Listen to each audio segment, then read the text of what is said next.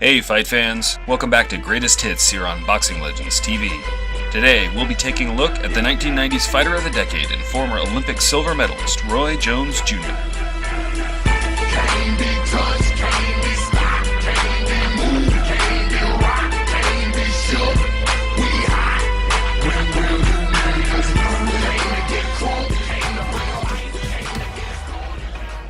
Jones Jr. turned pro on May 6, 1989, just a few months after his Olympic efforts. He faced off with Ricky Randall at the Civic Center in Pensacola, Florida.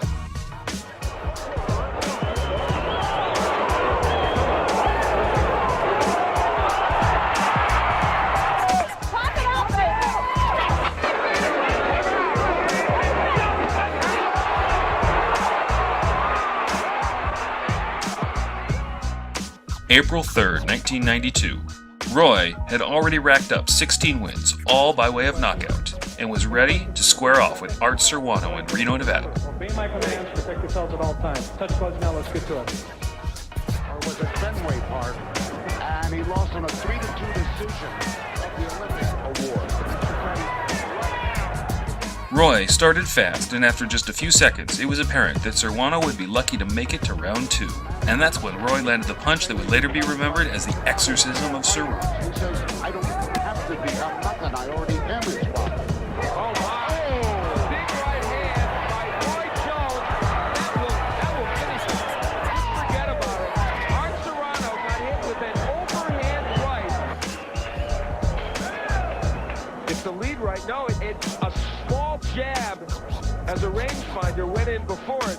And Art Serrano, who told me today, he thought he was scoring the knockout. May 22, 1993. Roy faced off with Bernard Hopkins for the vacant IBF middleweight title at the RFK Stadium in Washington, D.C. Both men had built up impressive winning streaks, Jones being undefeated in his 21 bouts, and Hopkins on a 22-fight win streak since a loss in his pro debut. Unless we touch him. Touch him up, guys. Come on. God bless. Let's rock. Trying to become Philadelphia's first middleweight champion ever. Would you believe it?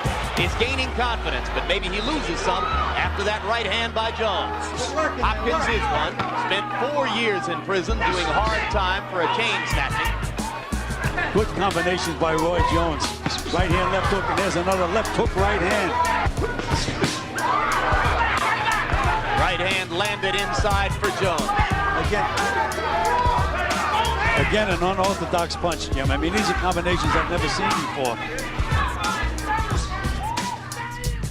After a closely contested fight, the decision was left to the judges at ringside. To 112 for the winner by unanimous decision, and now the IBF middleweight champion of the world, Roy Jones Jr.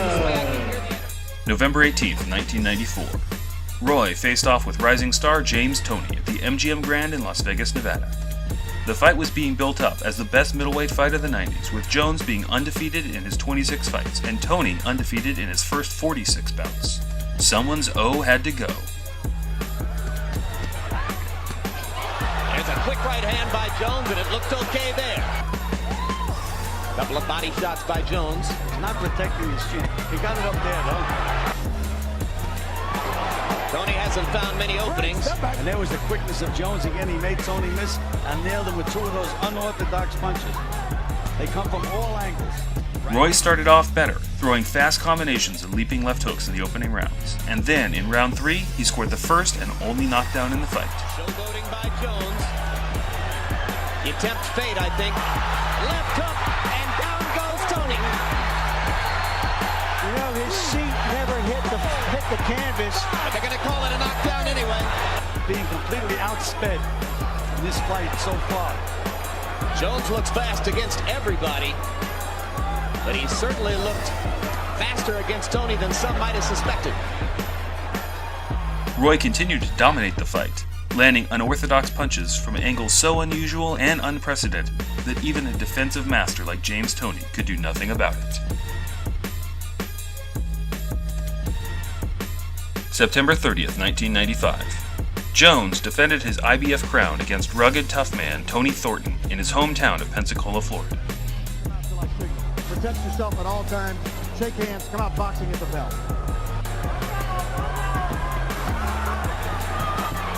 Hard left hook by Jones. protecting himself as Roy tries to come with another left hook. Now Roy getting fancy as he polo punches with the right hand. Roy was having a punch-perfect performance in the first 2 rounds, and just on the bell he landed a leaping left hook. It was before the bell. It was before the bell. Gordon gets up easily. Can't punch back. Come on, Tony, gotta fire. Gotta fire, Tony. Gotta fire. That's it. That's it. That's it. That'll do it.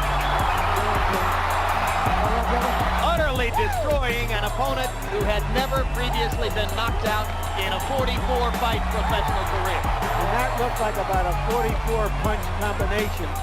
October 4th, 1996.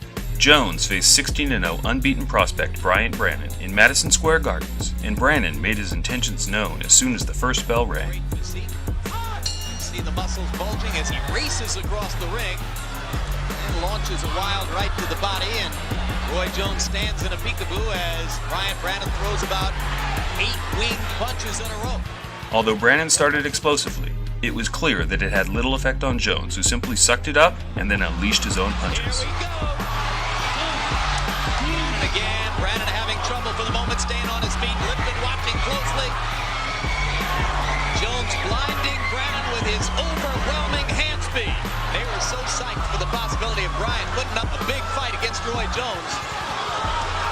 And their man is... Jones felt Brannon had taken enough punishment and that the ref should have stopped the fight, but Jones was told to continue, and so he did. And then Jones says, look, you want more? Okay. A convincing case. I'm with you. November 22nd, 1996. Just 1 month after his KO over Bryant Brannon, Jones decided it was time to move up from super middleweight to light heavyweight, and he challenged the 3-weight world champion and respected 175-pounder Mike the Body Snatcher McCallum for the WBC interim title. Down when he jabs. This boy can make you pay.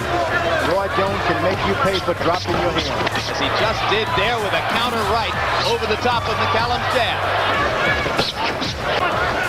Certainly McCallum is following his fight plan. Roy Jones lands a right cross. McCallum takes it pretty well.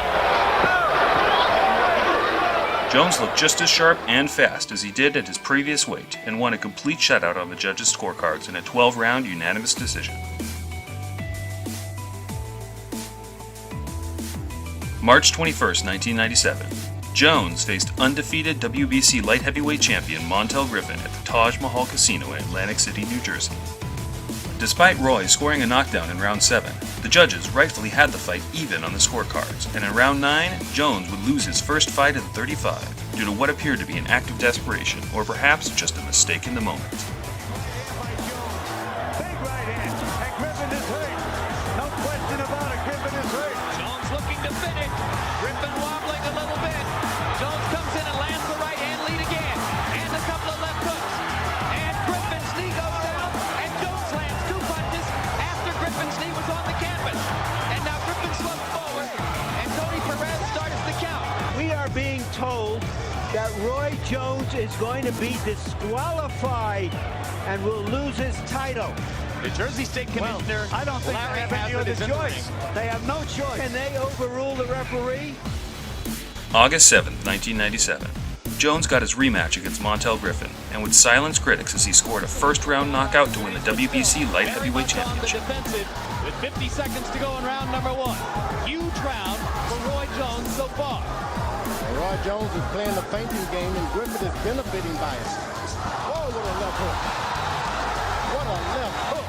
Second knockdown of the round. That was a leaping left hook, and Griffin may not survive it. He's got trouble. And that's that. Jones gets his vindication via a first-round knockout. April 25th, 1998. Jones faced arguably the greatest light heavyweight from the previous 10 years, Virgil Hill, who had made 22 title defenses at 175 pounds. The opening rounds were tentative, but Jones appeared to be getting the better of his man, and then in round 4, Jones would land a body shot that is still regarded today as one of the most brutal punches ever landed, breaking multiple ribs. Winning the fight, just Roy was making it difficult for him.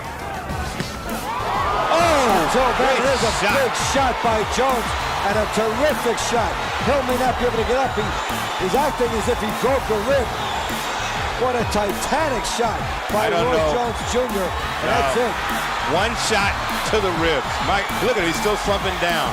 What a shot. What a bomb by Roy Jones, and a guy that has not put fighters away with the right hand or with the one punch. We've seen the left hand all the way, and that is a new way for Roy Jones to end a fight.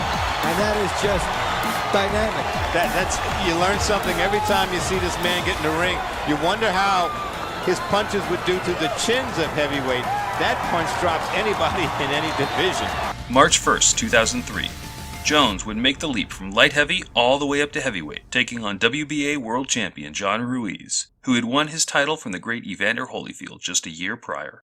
He's the best fighter in the world today, and he makes it look easy. But he's never been hit by a heavyweight. So when Roy Jones Jr. steps up to the ultimate division, when he takes on heavyweight champ John Ruiz, he better be ready, or he's gonna learn they don't call him heavyweights for nothing.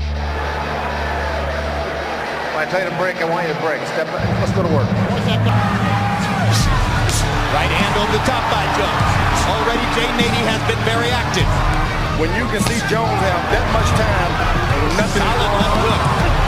And Ruiz comes back with his own left hook and lands the first big right hand. And Jones lands the left in return. And they're fighting in the center of the ring. Despite Jones suffering a 33-pound weight disadvantage, he had little problem in the fight and won a 12-round unanimous decision. Mr. Dulu sees the mount 118 to 110. All three in favor of the winner. Joining boxing's elite, the new WBA heavyweight champion of the world, Roy Jones Jr.